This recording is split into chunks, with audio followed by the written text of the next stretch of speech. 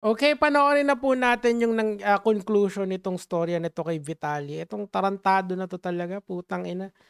Alam mo, dapat talaga itong mga ganitong klaseng tao hindi na talaga pinababalik dito 'yan, eh, or dapat ikulong muna ng mga 3 weeks para magtanda or dalhin sa Etebak or dalhin sa Tondo.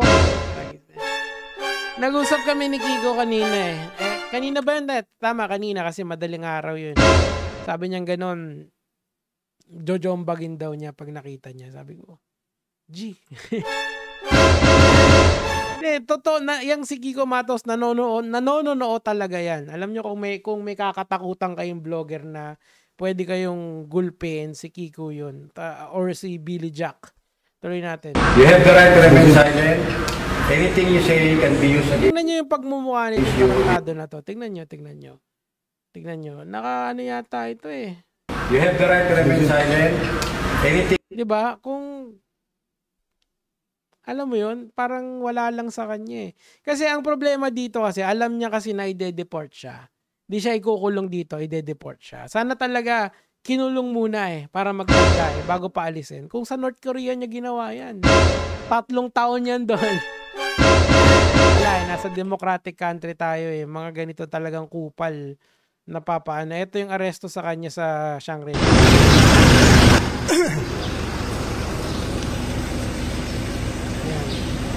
So, sana din maging accountable din yung mga kasama nitong vloggers or kung sino man yung kasama nila na sabihin niya, eto kasi kinover natin to kahapon eh, na hindi talaga maganda yung ginawa niya. Tapos eto na yung yung insidente, ayan, nakita nyo, kulong na, di ba?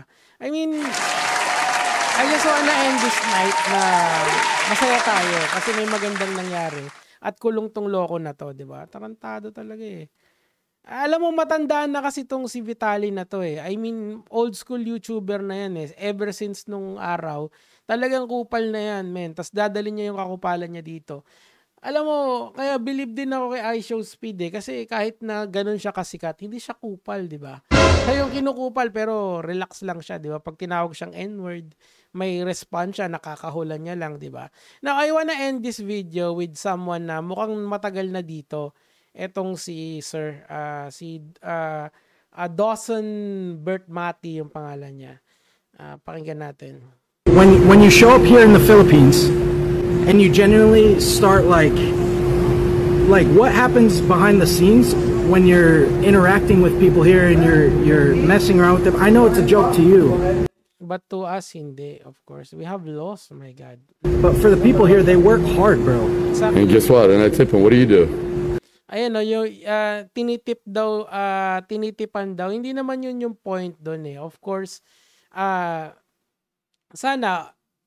kung scripted pala, hindi kasi IRL streaming yan eh. So hindi yan scripted, eh, 'di ba? Kang IRL streaming kasi on the spot mo gagawin. Alangan naman pag-usapan niyo yun ahead of time, hindi eh. Kung napanood niyo yung kanyang stream, isang continuous stream yun na ang ending ay yung mga kalokohan niya, 'di ba? Okay sana kung compliant yung mga tao, pumayag. Pero hindi naman kasi pumayag eh.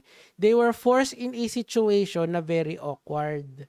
Gets? Yung kanyari, yung mga security guard, merong mga pumayag, merong mga hindi pumayag. O halimbawa, kung napanood nyo kahapon, di ba meron siyang kinuhanan ng motor na pulis, na security. Ngayon, kung halimbawa, kung yung security na yun, nakita nung management nila, kasi hindi naman pwedeng pagamit yung kahit kanino except doon sa pulis na yun. Anong mangyayari kasunod? Hindi ba ang kasunod nun, baka batanggal ka sa trabaho? Ibig sabihin, yung bibigay mong pera na yun, panandalian lang yun. Hindi yun panghabang buhay na pag natanggap mo, okay na. Hindi eh. Hindi talaga eh. Tuloy natin. Exactly. I run a software company and I provide housing for the So you can't just... Oh my God. Narinig niyo yun? This guy pay taxes as well and he provides... talk shit, right? I'm not talking shit. So why I'm you say... asking you why even make that content. Genuinely. Because like I'm speaking up for a large majority of people. Shut the fuck up because I do whatever the fuck I want. What do you... Correct si Kuya doon. Dito kasi nagtatrabaho si Kuya. I run a software company. Ibig sabihin, he gives livelihood to people. Kasi syempre kung software company yon, I do believe na hindi siya pwede maging 100% owner kasi nasa constitution natin yon, 'di ba? Alam niyo naman yon na parang 60-40 dapat yung hatian. So at least yung company niya nakakapag-provide sa mga Pilipino. Yan ang talagang dapat tularan. Tingnan natin. You gonna follow me? I'm not gonna follow you. Yo, I swear to God, trying to have bro. a real conversation. And I don't want to have a conversation. I don't want to have a conversation with you, bro. Ang tapang niya, idol. Matangkad din. Hey, what? What are you gonna do? What am I gonna do? Yeah, I'm gonna tell your viewers that you guys are better than this. You don't have to watch people fucking with others and putting them down. You need Go get them, bro. With the burst fade. Get him with the burst fade. He cannot have hair anymore. Because he's a bald mother father. You need to lift people up for a living. And what do? You haven't watched all my I have vlogs? watched your streams and Yeah. you're a piece of shit. And I came here to say that to everybody. You're a literal piece of shit. Perfect, amazing. Jesus loves you too. Let's Have a go. good one. Stay safe. Don't fucking touch me before I knock you the fuck out. You're not gonna. Oh yeah? What are you gonna do? I guarantee you're not gonna. Yo, back off. Mas matapang pa pala to eh, itong si Kuya na Fucking Amerikano. walk. Oh, what are you gonna do about it? Walk! What are you Bitch, gonna do walk! about it? You came Go with ahead. You came with. Ayun, di ba? At least nakahanap siya ng katapat, di ba? Si Kuya, anong pangalan? Si Kuya Dawson. Dawson's Creek, okay, di ba? Pero I agree with him. Buti na lang someone has the gall na, I mean, sana nga si Kiko Matos yung nakita nito eh, para nasuntok eh. Sure ball trending si Kiko niyan pag nangyari yun. Ay, wala, ito. Saan ba yun? Ito. Yun yung game ko eh. Thank you for posting. I'm the guy. Si Eric Cabrera. Sino ba talaga? Eto. Akin lip lang. Oh, thank you, sir, for the bravery. Someone should have lied to him and telling him to go to prank in the area where people are peaceful and find out the area was gangster. Vitali is such a degenerate. And I thought Johnny Somali was already the worst. This guy is. Well, comparable siya. Kung hindi nyo kilala si Johnny Somali, siguro magandang homework nyo after nito. Panoorin nyo si Johnny Somali, pero bibigyan ko lang kayo ng brief context. Yung ginagawa ni Vitali, hindi na yan bago sa streaming. Sa IRL streaming to be exact. Kasi mas toxic ka, mas pinanonood ka ng mga tao. Ngayon, yung Kick kasi, hinahayaan nilang maging toxic yung mga content creators nila.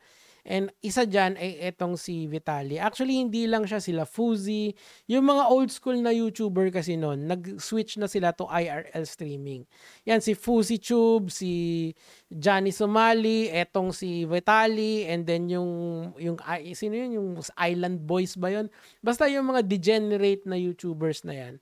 Nag-shift na sila to IRL streaming. Now, dito sa IRL streaming na to, pasok na pasok sila kasi nga mga toxic sila.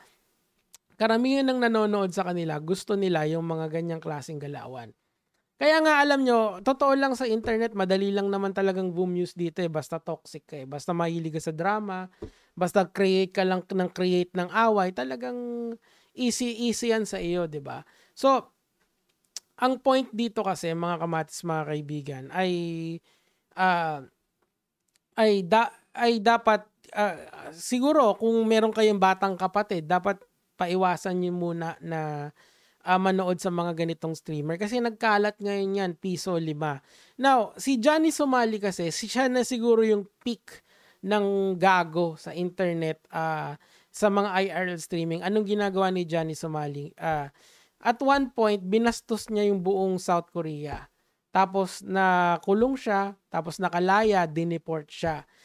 Tapos lumipat siya ng ibang country, tas ganun uli yung ginawa niya, nasipa na naman siya. Exactly what this dude is doing. Ngayon, si Johnny Somali, ang nangyari sa kanila, lumipat siya sa Japan. Sa Japan, kinasuhan siya. Now, sa Japan kasi, meron silang 99%, hindi naman, 97 or 98 conviction rate. Ibig sabihin, kapag kinasuhan ka sa Japan, sure ball, kulong ka doon. Okay? So, kinasuhan siya doon. Pagkakaso sa kanya, ayun, nakulong siya doon.